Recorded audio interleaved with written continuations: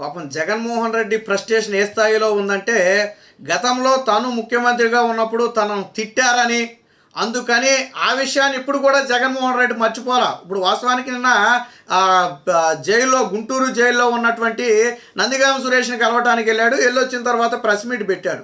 వాస్తవానికి మరి ఏ ముఖ్యమంత్రి కూడా అలాంటి మాటలు మాట్లాడడు, కానీ జగన్మోహన్ రెడ్డి మాత్రం నన్ను గతంలో నేను ముఖ్యమంత్రిగా ఉన్నప్పుడు నన్ను లమ్ కొడక అని తిట్టారు, బోసు డీకే అన్నారు. బోసు డీకే అంటే ఏంటో తెలుసా? లమ్ కొడక అని అర్థం. నన్ను లమ్ కొడక అంటే ఊరుకుంటారా అంటే ఆయన పూర్తిగా మాట్లాడాడు, మనం మాట్లాడలేమంతే తేడా. అంటే ఊరుకుంటారా? కోపం వచ్చి మేము పార్టీ ఆఫీస్ మీద దాడి చేశారు మా వాళ్ళు, ఉద్రేకం వచ్చి అని జగన్మోహన్ రెడ్డి మాట్లాడుతున్నాడు. వాస్తవానికి బోసు డీకే అంటే ఇది అర్థమని ఇప్పటివరకు ఎక్కడా లేదు, ఏ డిక్షనరీ కూడా చెప్పలా. ఇదిగో బోసు డీకే అనే పదాన్ని ఒక తిట్టే అనుకోండి పోనీ, కానీ ఆ తిట్టికే అర్థం ఇదని ఇప్పటివరకు ఎవరికి దగ్గర తెలియదు. జగన్మోహన్ రెడ్డి ప్రత్యేకంగా బోసు డీకే అంటే దానికి తిట్టు అని ఆయన కనిపెట్టాడు. పైగా తనను తాను ఒకటిగా పచ్చవర్లు అనుకునే పరిస్థితి. అన్న వ్యక్తి కూడా ఒక్కసారి అన్నాడు, కానీ జగన్మోహన్ రెడ్డి మాత్రం దాన్ని ఇప్పటికి అనేక సార్లు గుర్తు చేసుకున్నాడు. గతంలో తాను ముఖ్యమంత్రిగా ఉన్నప్పుడు ఇదే మాట్లాడాడు, ఎన్నికల ప్రచారం అప్పుడు 1-2 సందర్భాల్లో మాట్లాడాడు, నిన్న ప్రెస్ మీట్ పెట్టి కూడా అదే మాట మాట్లాడాడు. అంటే ఆయన లంకొడక అనుకోవడానికి ఆయనకి సిగ్గులేదు. ఎదుటి వ్యక్తి అంటే ఇబ్బంది వచ్చింది, కానీ ఆయనకి ఆయన 100 సార్లు అనుకున్నా ఆయన సిగ్గుపడ్డు. వాస్తవానికి దీనికి ఇది తిట్టని ఎక్కడా లేదు కదా, అయిపోయింది. సరే, అది ఎప్పుడో అయిపోయింది. నువ్వు అధికారంలో ఉన్నావు, కేసులు పెట్టావు, వేధించావు, రకరకాలుగా చేసావు, అది అయిపోయింది. మళ్ళీ ఇప్పుడు ఎందుకు గుర్తుకొచ్చింది జగన్మోహన్ రెడ్డి కంటే సెంటిమెంటల్ డ్రామా. జగన్మోహన్ రెడ్డి మళ్ళీ ఒకసారి ఇక్కడ జగన్మోహన్ రెడ్డి మర్చిపోయిన విషయం ఏంటంటే, ఆల్రెడీ నువ్వు ఈ డ్రామాలు ఆడావు. 2024 ఎన్నికలకు ముందు ఇలాంటి అనేక డ్రామాలు ఆడితే ఎవరో నేను పట్టించుకోరా. ప్రజలు 11 సీట్లు ఇచ్చి పక్కన కూర్చోబెట్టారు. నీ డ్రామాలకి చెల్లు చీటీ పడింది, నిన్ను ఎవడో నమ్మే పరిస్థితి లేదు. మళ్ళీ తిరిగి అదే డ్రామాలు ఇప్పుడు ఆడాలి అనుకుంటే ప్రజలు ఎలా నమ్ముతారు జగన్మోహన్ రెడ్డి? నువ్వు ఆల్రెడీ నన్ను తిట్టారు అని 2024 ఎన్నికల ముందు అన్నావు కదా, ప్రజలు యాక్సెప్ట్ చేశారా? నీకు నువ్వు అర్థాలు ఊహించుకున్నావు, నీకు పర్యాయ పదాలు ఊహించుకున్నావు, నువ్వుగా నీ మీడియాలో మాట్లాడించుకున్నావు. అసలు బోసుడీకే అనే పదానికి ఇదే అర్థమని ఇప్పటివరకు ఎవరు చెప్పలా, మొదటిసారిగా నువ్వే చెప్పావు. ప్రజలు యాక్సెప్ట్ చేయలే, ప్రజలు నేను తిట్టారు అని యాక్సెప్ట్. అసలు ప్రజలే చీకొట్టారు కదా, సరే ఎవరో తిట్టారు ఓకే, దాని అర్థం ఏంటనేది కాసేపు పక్కన పెడదాం. తిట్టారు ఓకే, ప్రజలే చీకొట్టారు కదా, ఇప్పుడు నువ్వు అది ఒప్పుకోవాలి కదా. 11 సీట్లు ఇచ్చారంటే ప్రజలు మనల్ని చీకొట్టలేదా? గతంలో 23 సీట్లు ఇస్తేనే తెలుగుదేశం పార్టీని ఈడ్చి తన్నేశారు. ఇక రాష్ట్రంలోనే ఉండదు, కుప్పంలో జెండా ఎగరేస్తా, రకరకాల గంభీరాలు పలికే. వైనాట్ 175 అన్నో, ఎంట్రీకి అన్నో, ఇక నీ నోటికి ఎంత వస్తే అంత మాట్లాడేవనుకో, తర్వాత అన్ని పీక్ చేతిలో పెట్టారనుకో, అది వేరే విషయం. ఏమైంది చివరికి? మళ్ళీ జగన్మోహన్ రెడ్డి సెంటిమెంటల్ డ్రామా తీయటం. మరి ఆయనకి ఎక్కడ సిగ్గు అనిపించట్లేదు. ఇప్పుడు ఆ పదం మాట్లాడాలంటే మనకే సిగ్గుగా ఉంది, కానీ నన్ను లంకొడక అన్నారని 100 సార్లు చెప్పుకుంటుంటే మనకి ఆయనకి ఎక్కడ సిగ్గు రావట్లేదు. నాకైతే అర్థం కాల. ఆయన తిట్టుకుంటుంటే ఎక్కడ సిగ్గుపట్ల. అంటే ఏంటంటే ప్రజలు నన్ను తిట్టారు అని నేను ప్రజలకి చెప్పాలి అనుకుంటున్నాడు. ఆల్రెడీ నువ్వు చెప్పింది అది మొన్నటిదాకా ప్రజలు నమ్మలా. నువ్వు గతంలో 4-5 సార్లు ఈ విషయాన్ని మాట్లాడావు, ప్రెస్ మీట్లో మాట్లాడావు. పట్టాభి అన్నాడని చెప్పి ఆయన మీద కేసులు పెట్టావు, ఆయన్ని టార్చర్ చేసే ప్రయత్నం చేసావు, అరెస్టు చేసావు, రకరకాలుగా వేధించావు. ఆయన ఇంటి మీద దాడి చేసావు, కారు మీద దాడి చేసావు, వేధించావు, అయిపోయింది అది. ఇప్పుడు మళ్ళీ నన్ను అప్పుడు తిట్టాడు. మళ్ళీ ఎంత దిక్కుమాలిన రాజకీయం జగన్మోహన్ రెడ్డి. సానుభూతి మాత్రం ప్రజలు మాత్రం ఎందుకు యాక్సెప్ట్ చేస్తారు ఇలాంటి విషయాలను?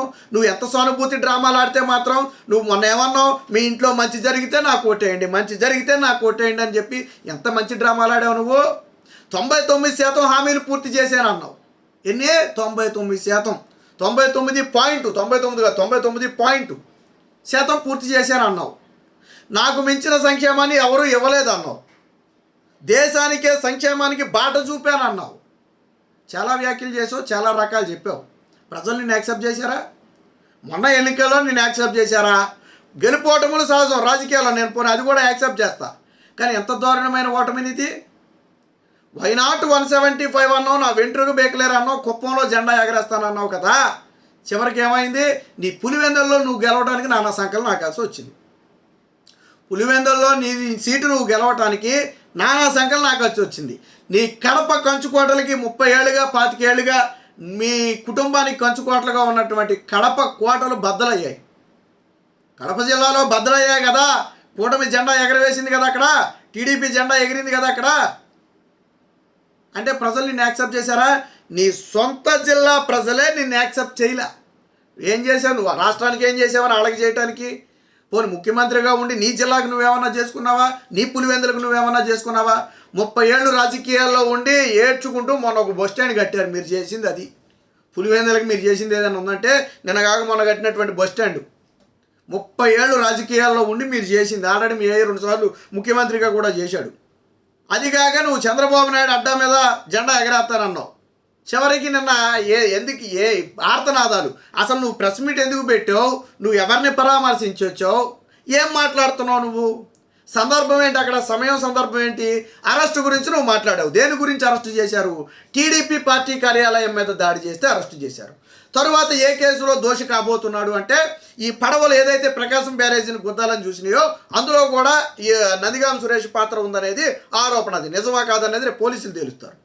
నువ్వు మాట్లాడిన దానికి అంశానికి ఏమైనా సంబంధం ఉందా? టీడీపీ మీద ఆఫీస్ మీద దాడి చేయడం అంటే నిన్ను తిడితే టీడీపీ ఆఫీస్ మీద దాడి చేస్తావా? మరి చంద్రబాబుని చాలా తిట్టాడు.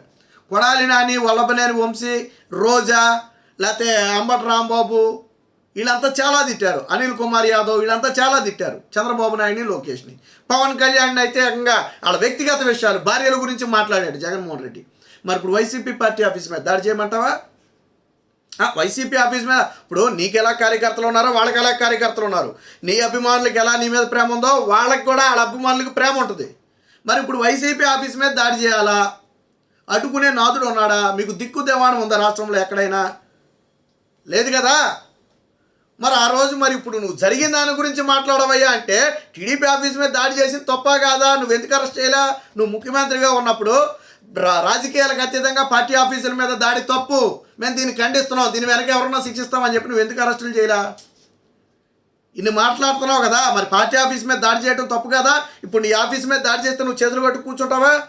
నాడు టీడీపీ ఆఫీస్ మీద మేము దాడి చేశాం కాబట్టి ఈరోజు మా ఆఫీస్ మీద దాడి చేశారని చెప్పి జగన్మోహన్ రెడ్డి మాట్లాడకుండా కూర్చుంటాడా?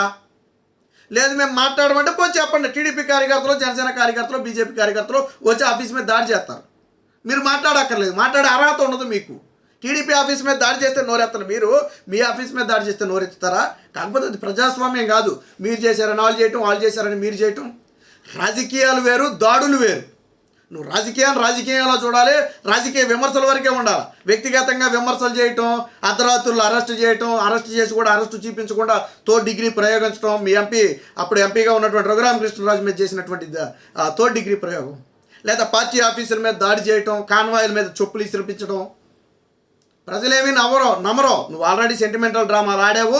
నీ డ్రామాలన్నీ ప్రజలకు తెలిసింది. నువ్వు ఆడేది, నువ్వు కార్చే ముసల కన్నీరు అంతా ప్రజలకు తెలుసు కాబట్టి నిన్ను ప్రజలు 11 సీట్లు ఇచ్చి పక్కన కూర్చోబెట్టారు. మళ్ళీ ఇప్పుడు సిగ్గు శరం వదిలేసి మళ్ళీ అప్పుడు నన్ను తిట్టారు, ఇప్పుడు నన్ను తిట్టారని నీకు నువ్వుగా ఆ పదాన్ని 1కి 10 సార్లు అనుకుంటావంటే చెప్పడానికి మాకు సిగ్గుగా ఉన్నా అనుకోవడానికి నీకు సిగ్గుగా లేదేమో. మొత్తంగా జగన్మోహన్ రెడ్డి ఫ్రస్ట్రేషన్ ఏ స్థాయిలో ఉందనేది నిన్న ప్రెస్ మీట్ని బట్టి అర్థమవుతుంది.